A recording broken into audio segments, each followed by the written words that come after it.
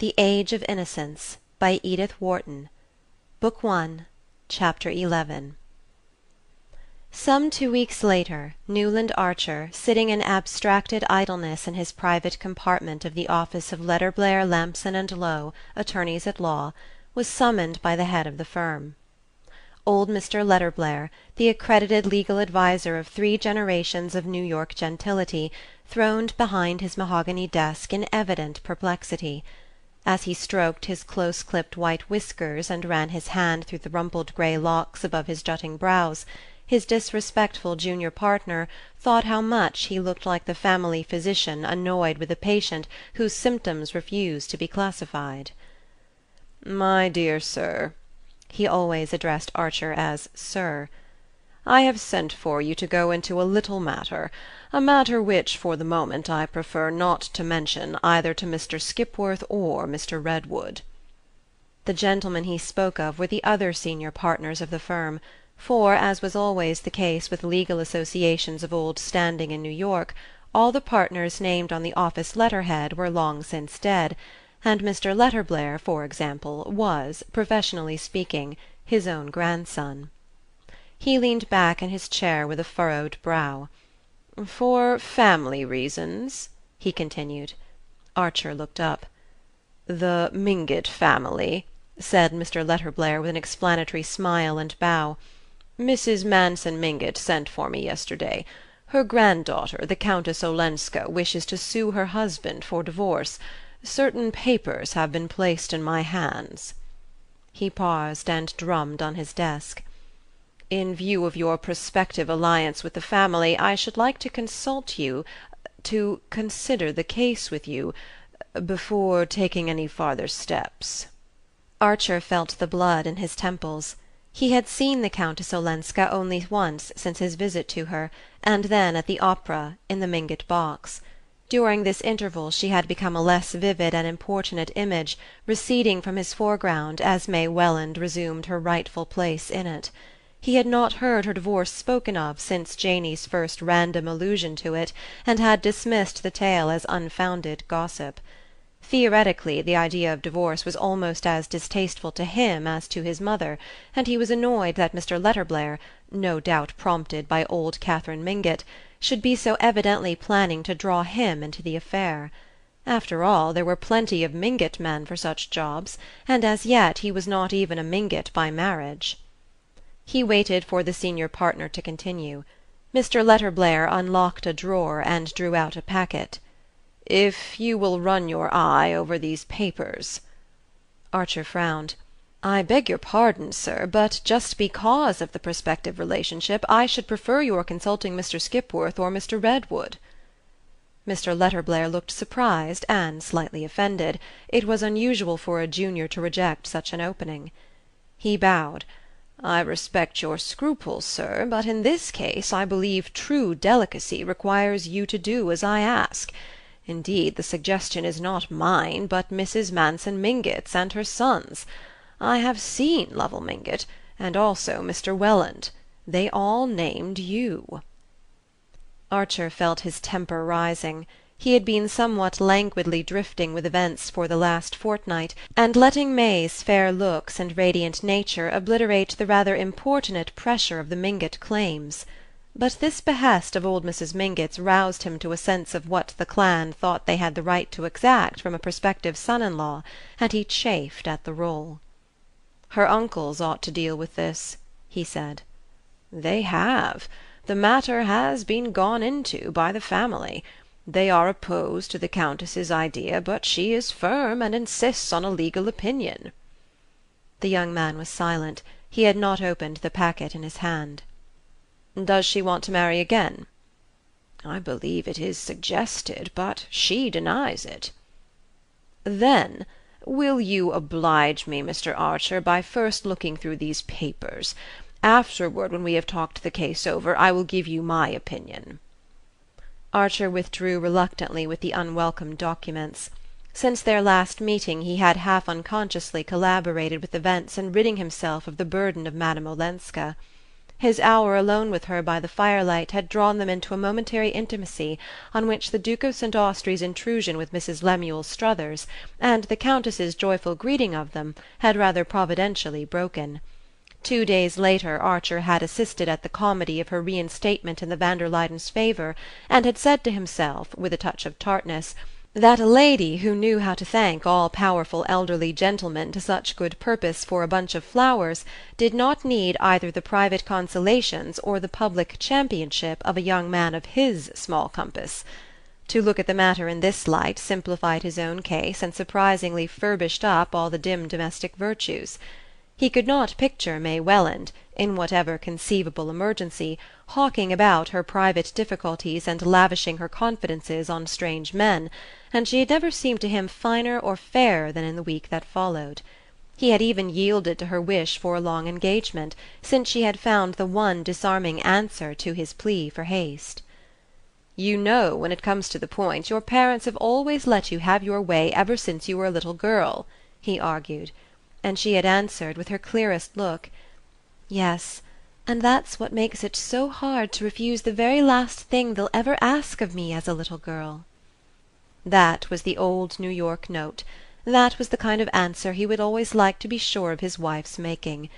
If one had habitually breathed the New York air, there were times when anything less crystalline seemed stifling. The papers he had retired to read did not tell him much, in fact, but they plunged him into an atmosphere in which he choked and sputtered. They consisted mainly of an exchange of letters between Countess Olenski's solicitors and a French legal firm, to whom the Countess had applied for the settlement of her financial situation. There was also a short letter from the Count to his wife. After reading it, Newland Archer rose, jammed the papers back into their envelope, and re-entered Mr. Letterblair's office. "Here are the letters, sir. If you wish, I'll see Madame Olenska," he said in a constrained voice. Thank you, Mr. Archer. Come and dine with me tonight if you're free, and we'll go into the matter afterward, in case you wish to call on our client tomorrow." Newland Archer walked straight home again that afternoon.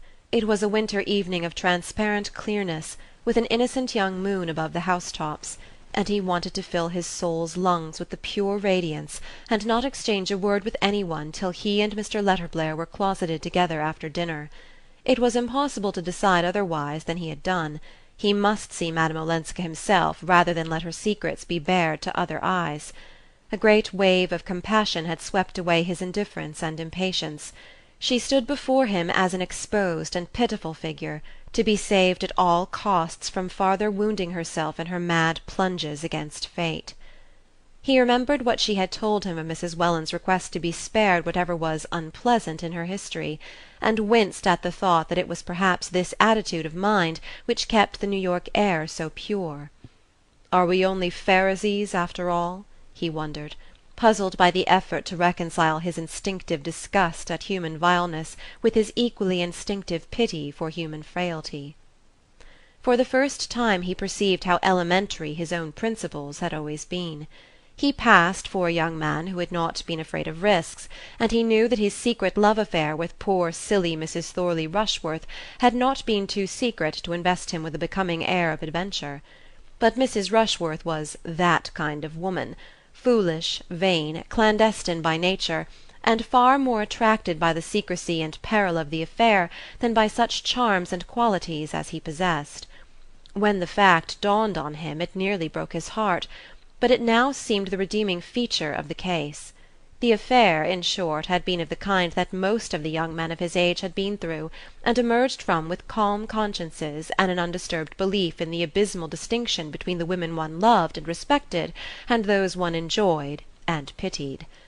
In this view they were sedulously abetted by their mothers, aunts, and other elderly female relatives, who all shared Mrs. Archer's belief that when "such things happened" it was undoubtedly foolish of the man, but somehow always criminal of the woman. All the elderly ladies whom Archer knew regarded any woman who loved imprudently as necessarily unscrupulous and designing, and mere simple-minded man as powerless in her clutches. The only thing to do was to persuade him, as early as possible, to marry a nice girl, and then trust to her to look after him. In the complicated old European communities, Archer began to guess, love problems might be less simple and less easily classified. Rich and idle and ornamental societies must produce many more such situations, and there might even be one in which a woman naturally sensitive and aloof would yet, from the force of circumstances, from sheer defencelessness and loneliness, be drawn into a tie inexcusable by conventional standards. On reaching home he wrote a line to the Countess Olenska, asking at what hour of the next day she could receive him, and dispatched it by a messenger-boy, who returned presently with a word to the effect that she was going to Skuytercliff the next morning to stay over Sunday with the Van der Luydens, but that he would find her alone that evening after dinner. The note was written on a rather untidy half-sheet, without date or address, but her hand was firm and free.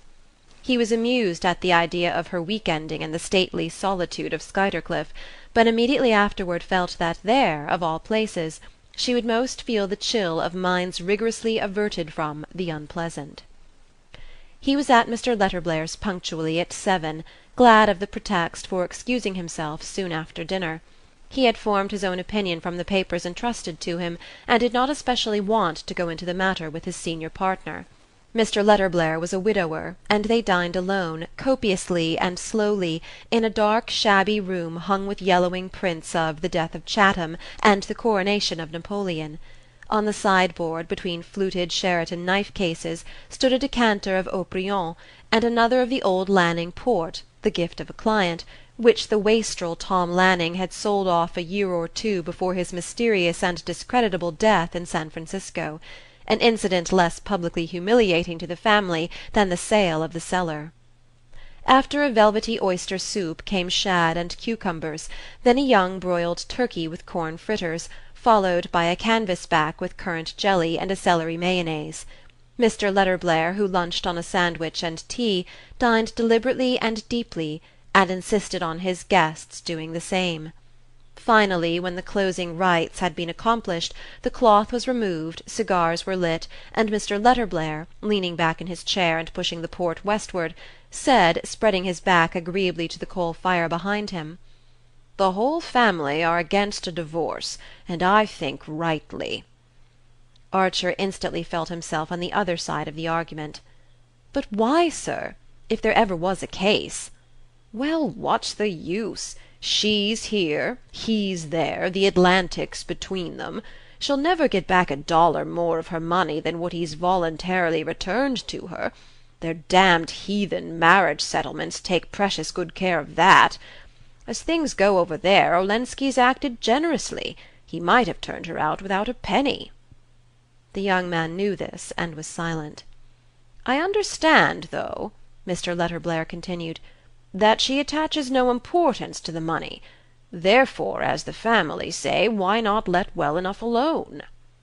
Archer had gone to the house an hour earlier in full agreement with Mr. Letterblair's view, but put into words by this selfish, well-fed, and supremely indifferent old man, it suddenly became the Pharisaic voice of a society wholly absorbed in barricading itself against the unpleasant.